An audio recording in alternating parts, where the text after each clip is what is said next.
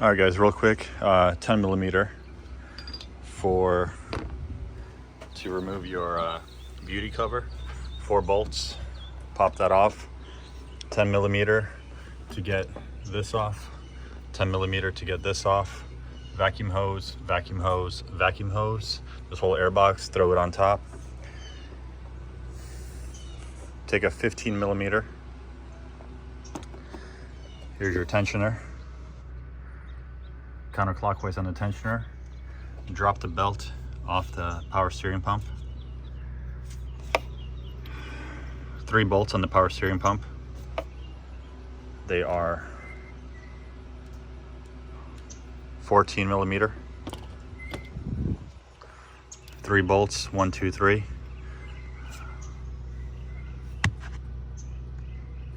You can rotate the pulley so that you can get access to the bolts. The bottom one you'll have to do by feel.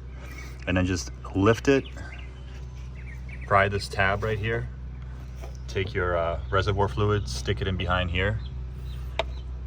Put the power steering pump, lift it like up, and then push it towards. You can tighten it down. I just use this wiring harness, because what you're gonna wanna do is bend this coolant hose back. You don't wanna take this off unless you wanna bleed the whole cooling system again, so be very careful, just push it back. And then here's your alternator right here. As you can see, here's the negative terminal, super corroded because it was in a flood, this car. And then there's gonna be your first bolt right there, should be a 14. And then there's the bottom bolt. It should be a 14 as well. And then you're gonna have your connector in the back. It's a plastic connector, be very careful not to snap it. And then you're gonna pull it up like this way. I was thinking about doing it from the bottom, but on all data they just say to do it like this. So they also say to remove this hose. I'm not gonna remove the hose. For the alternator, start with the bottom one. Make sure you have a long 1/2 inch, and you will just work on the bottom one like this. This is about, give or take, about 2 feet. For your negative cable, see that one that's all corroded? Just take a 10 millimeter on a stubby. You can just reach in there and then get it loose. You can do the rest by hand. Don't lose that little nut. See that little nut? Very careful not to lose it. Soak that whole area in WD-40. You're going to want to clean that corrosion off if you have any.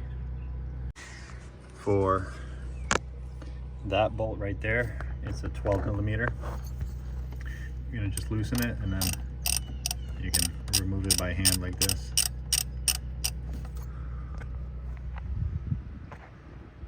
So here's that bolt. This is the bottom bolt. Soak that in WD-40 before you put it back. And then for the top one, again, it's right here. 14 millimeter. That nut's off. And that bottom bolt also. But this you could just at this point remove by hand. And then the whole alternator is going to drop down. There's going to be a connector in the back. Okay, alternator is removed. It just slides off with this guide pin right there. That pin right there, that stud. And then you remove this rubber piece, and then right here, see how it, click it and then press and pull. And this is corroded, so it's going to be won't want to come off easy, but there you go. Nice and clean, no corrosion. Check your pins. And then I'm going to try to maneuver this out this way. Okay, so alternator's out. What I did was you take it out like this way. So you just keep moving it around and around and around, and eventually it'll actually come out this way. You just move this hose a little bit out of the way. But look at just the diodes on the back. Look at that. They're all completely like shot. So when it was submerged in water, it must have pulled a little bit of current from the battery, and then just shorted itself out. I mean, it's just destroyed. So hopefully this will be the end of the charging issue. Okay, so alternators in place. Put a bunch of dielectric grease on there.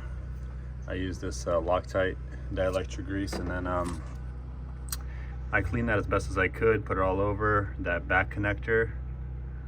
Where is it? Right there. Will slide in, you'll click it in and then put that rubber piece over. Put a bunch of dielectric grease on there as well behind the connector. And now we're ready to mount the alternator on the stud. As you can see, right there's the mounting point. Okay, so alternator is in, it's right there. As you can see, connector back on, cleaned up, clip, bolt, there's that second bolt. So 14, 12, and 14 right there. I think it's like 15 or 20 Newton meters, but I just do it hand tight by feel. And then now power steering pump goes back on, 3 bolts, throw the belt on, and hope that this fixes the issue. By the way, so alternator's in. I already did check the fuses. There's 2 of them here. I'll put up the diagram for you. I already tested it with a test light, 2 fuses, and then here's the main 140 amp fuse. You take this apart, this comes off, and then there's two screws back there. This plastic cover comes off, and the main fuse is here. So that's good. These 2 are already good. So at this point, if it doesn't solve the issue, which we will test with a multimeter, then it's either a faulty alternator or an issue with the wiring, maybe that negative battery cable or something like that. So let's see what happens.